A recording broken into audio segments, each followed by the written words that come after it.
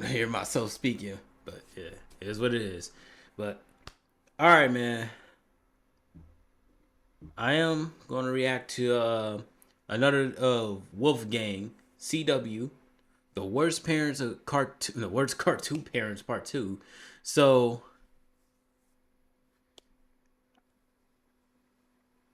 this is crazy with cartoon parents out of anyone else are the worst. So I'm not gonna get to time to talk about it, but it is what it is. Let's get to it. At Vistaprint, we print everything to show off your brand. So you can print it like Simon's Restaurant and outfit your parents. You might love them or you might hate them, but at least they never force you to stay outside all night as a garden gnome or take you on a camping trip and then shoot you in your leg because they were drunk, unless that did happen to you. Wouldn't let that shit happen to me though, just saying. Today we're going to be looking at even more of the worst parents in cartoon history. And you know me, I'm not going to hold back on nobody, so make sure you watch to the end. And I got a Patreon now where I'm dropping videos early, so if you want that, go tune in, check it out, link in the description. And without further ado, let's shame these drawings for their actions. Bitch ass parents number 1. Thanks. I'll handle it. You're not gonna hit him, are you, Mr. Puffington? Oh, Joey, God wants us to beat you kids when you're bad. He does? Yes. What? Why? Because. Now, I had never watched an episode of Moral Oral before y'all told me. I about seen it. Moral Y'all really Oral. Stop talking about how terrible the parents from that show were. So let's see if we gotta serve some hot justice, Facts. or if y'all are just being Big crybabies. facts. Subscribe. Now, the mom don't do much wrong, but be very, very, very irresponsible. Yes, this is the fault of both parents, but I'm only addressing the mom right now because Clay Puffington made me sick to my stomach when I was watching this show. More on that Oh, later. yeah, Anyways, definitely. The family's on the way to church, and Shapey is sitting in the back seat, jumping into the roof, smacking his head on the ceiling like a fucking Dunder Mifflin. Exactly. Being more responsible than the parents tells his dumb ass to stop. Behave, Sheepy. We're going to church. Oral, leave your little brother alone. Or maybe you wouldn't have to bother him if you was a parent. That's the reason he looked like a fucking football now. Stewie taught us this lesson and you did nothing with it. He's sitting right beside her shoving sewing needles into his eyes. He's hugging up on a grown ass man. It looks like everybody wants it. Hold up, wait. Not only that, you told your oldest kid to tell him that, hey, leave your little brother alone. But the fact is, she definitely was irresponsible to her kids. Especially like when you sewing, you completely did was like hit a needle straight to your kid, straight to the eye. And hugging a random ass stranger, to thinking that telling your son is like, oh yeah, that's your daddy. Man, that's bro, that's fucked up. I would never, bro. I ain't gonna lie. I wouldn't to tell my kid like, oh yeah, meet your new mommy. Like, nah, bro, like that's messed up. That's seriously on some messed up shit. It's a piece of me lately. This next one is also irresponsible, but it's gotta get its own mention. She didn't realize that her son was missing. One night they have this other family over for dinner, and they also have a dumbass kid named Block. The two dads start arguing about religion and shit get funky like some stank dookie. And throughout all the commotion, their son slips out with the other family. And they got the other family's son, so it's like some swap-a-roo shit. He went missing in season 2, episode 8, and they didn't go to retrieve him until season 3, episode 1. That shit is so dotty knockers. They don't even look that Oh, similar. yeah. Look at this. And she does end up taking in both of the kids, but she didn't do it out of the kindness of her heart. She did it because she want more challenge in her life. And I almost forgot to mention that Clay Puffington watched them take his son and he just didn't give a damn. This bitch ass nigga gonna shrug his shoulders and walk back in the house. And if you Oh, don't think nah. that's dotty Yeah, this knockers, then motherfucker, just wait bruh. till you hear this. They let their son get addicted to rugs because they didn't check on him. Oral decides to get a little day job so he hell can no. stack up the jigadongies. On his way home from work, he sees this shady dude in the alleyway. And because Oral thinks is what God wants, he gives him the money that he made at work today. Oh, you want to give this to me? Here, Take the candy. So because Oral gave him some money, the guy decides to sell Oral some of that Oscar de la Hoya special. Oral takes the shit home and literally tells his parents about the situation, and they do nothing about it. I made a lot of money. I gave it all to a homeless man. He gave me something for the money. Oh, so I no. kind of helped him out by letting him sell Oh, my some God, stuff. no. I'm gonna go use it right now. And because his parents didn't hit a simple, hey son, let me make sure the homeless man didn't sell anything weird to you, Oral ends up getting addicted to rugs and going back to see that dude every single day in that weird back alley. Even when it's something obviously wrong, his parents just look at him like they're stupid. No. Go down.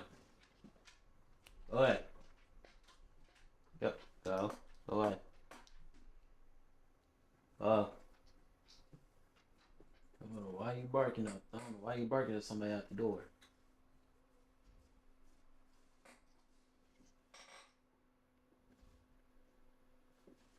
Man, it's that barking every time it gets me. Your barking is always doing the most. Ah.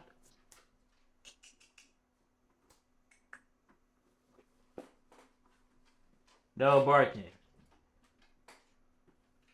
Could you hear somebody? You heard somebody outside. Olay.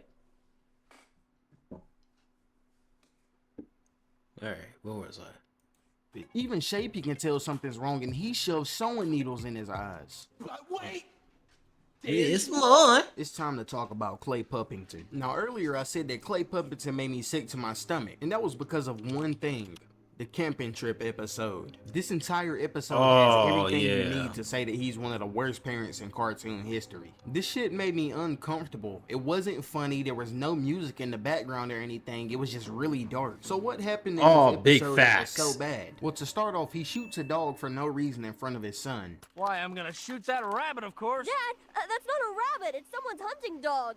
Nature's rabbits. He then proceeds Just- to eat said dog in front of Oral. Just murder your own son. And not your own. Dad, I'm hungry. He then goes on a drunken rant which scares Oral. I hate myself. Why do you quit working on me?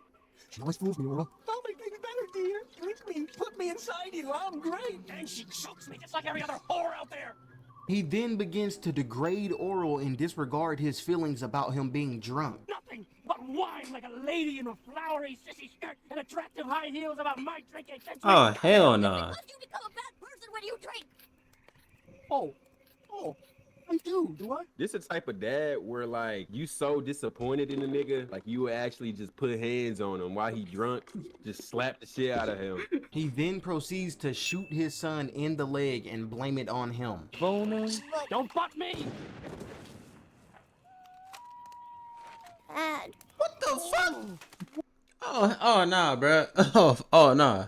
See, I would never like forget my dad. I'll get traumatized for the rest of my life if I go to camping trip with my dad and he going drunk on a freaking rampage, shoot the dog, eat the dog, and the next thing you minute you blame your kid and you shot me in the leg. Oh nah, bro. I cannot forget the day. I cannot. I'm gonna look at him like, hey, I will never forgive you for what you did. Bro. Yeah. Oral's dad, yeah, bro. He makes me sick. He's a piece of shit. It's like, but for real. What have you done? I ain't gonna lie, bruh. My dad shoot me, bruh. He gonna have to die. Like, as soon as I recover, he gonna literally have to die. I ain't gonna lie. Ain't no, For real. I'm so sorry. Like, Yeah, nah. I ain't your son no more. If y'all want to see how truly dark these episodes are for yourself, go and watch season 2 episode 19 and 20 here on YouTube for free. And to conclude, I think Oral might literally have the worst parents in cartoon and animation history. And Oh, not yeah. just because their actions. It's because people like this literally exist in in real life. The abuse of these kids in this show is not overly cartoonish like Peter Griffin dragging Meg downstairs with a horse, but the effect of it gets dumbed down because it's claymation. You're not taking it serious. We all have our ups and downs with our parents, but just be grateful that you don't have these two as your parents. Bitch ass parents number 2. Oh my god.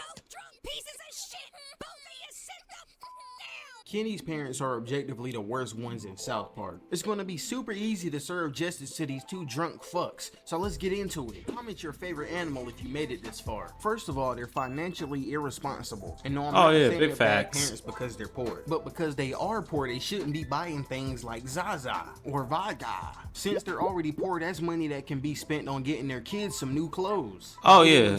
I've been using Epidemic Sound as my go-to resource for background music and sound effects for the last 6 years since I something to eat other than frozen waffles. They can provide basic necessities, but there's always some alcohol in the house. They also just don't supervise their kids. Oh yeah, Kenny big has facts. died damn near 130 times in South Park.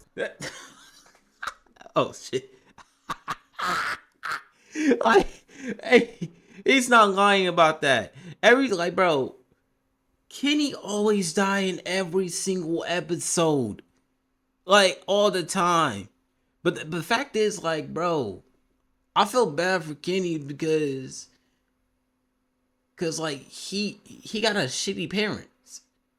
Like, who is addicted to the Zaza and they're not focusing on taking care of the kids, you know? That's crazy with South Park. It is like, they do got some worse parents. And we all know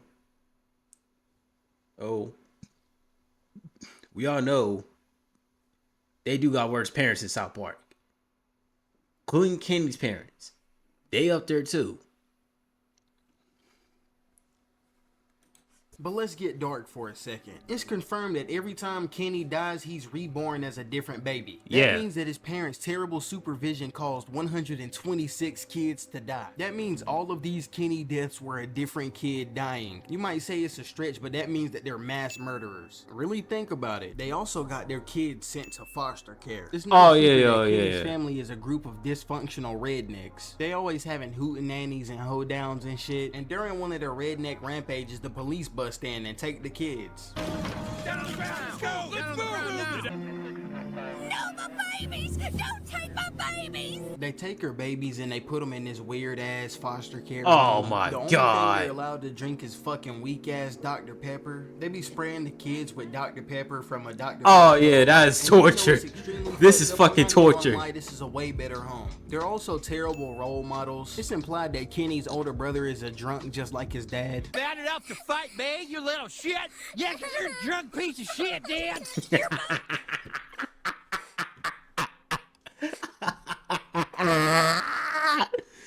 Yeah, you a piece of shit, Dad.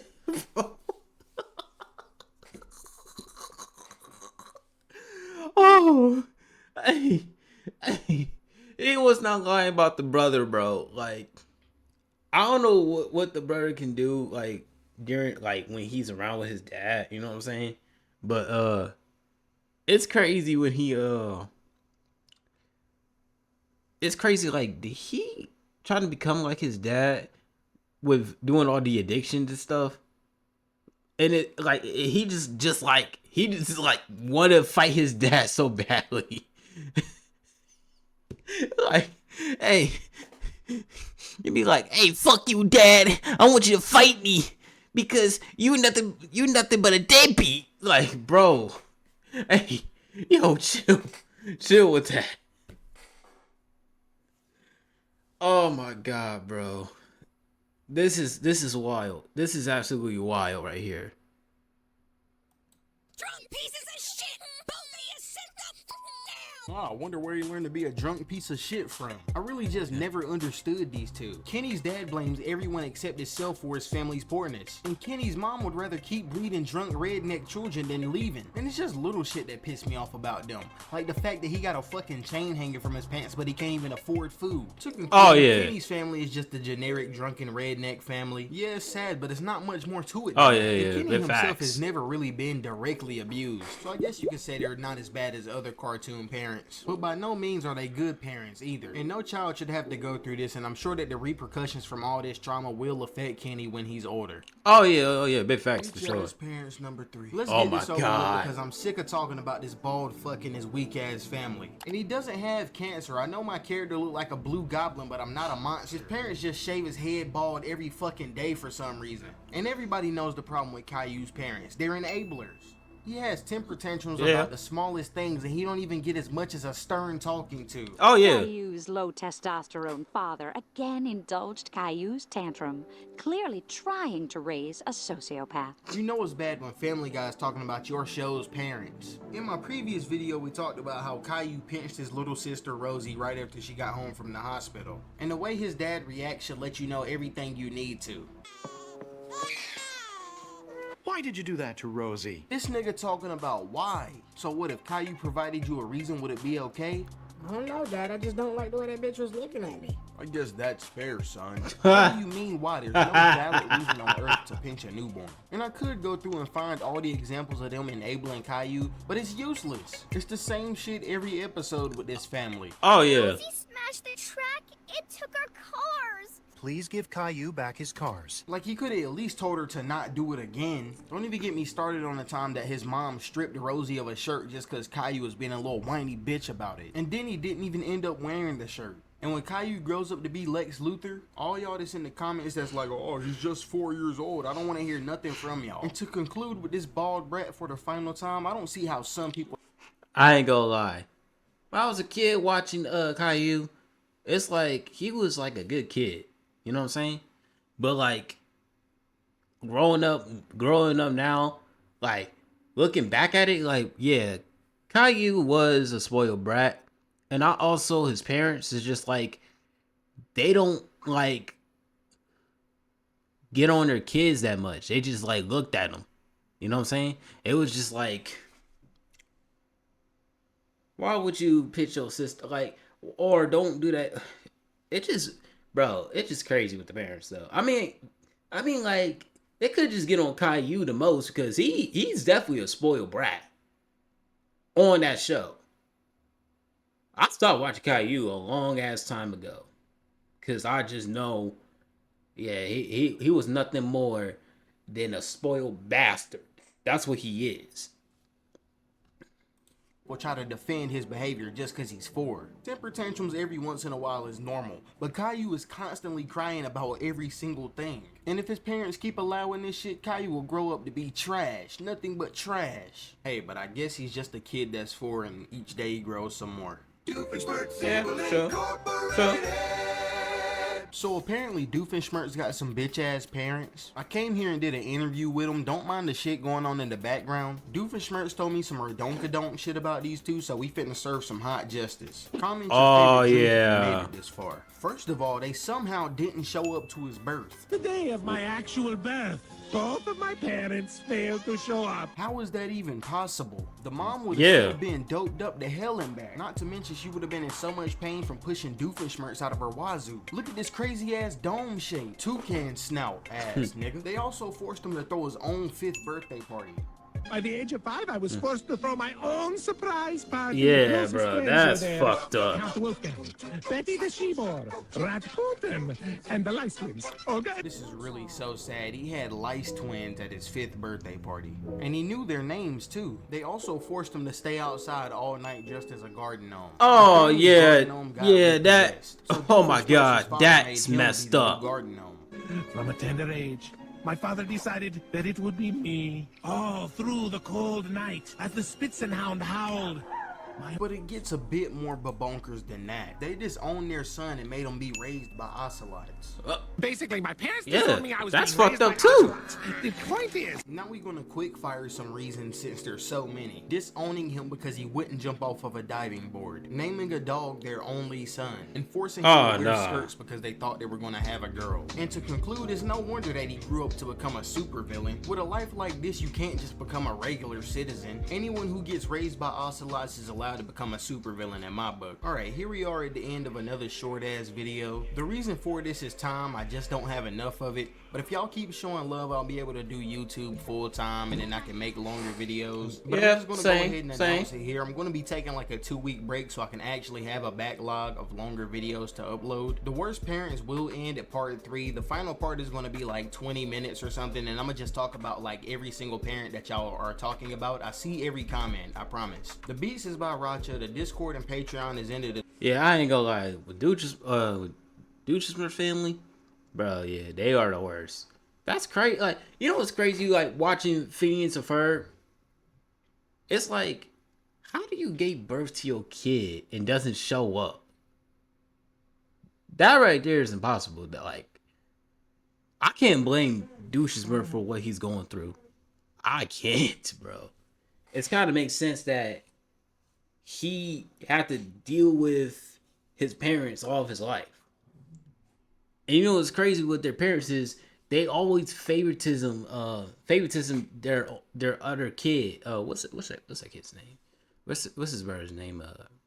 Roger, that's his name. Roger, if I'm correct. But yeah, they favoritism their son instead of Duchesmer's. That's crazy right there. And I feel bad for Duchesmer's even more. Like, bro, you dealt with your parents like all your life, and I can't blame you for that, bro. Like, if I have parents that who completely not only treat me like crap, put me this horrible decisions like, oh, I want you to go outside and be a garden gnome. I want you to do your own birthday party by yourself at the age of 5. Oh no, bro, I can't forgive you. I can't forgive you. Like, when I get older, I will be like, nope. I can't be around with my parents because of this.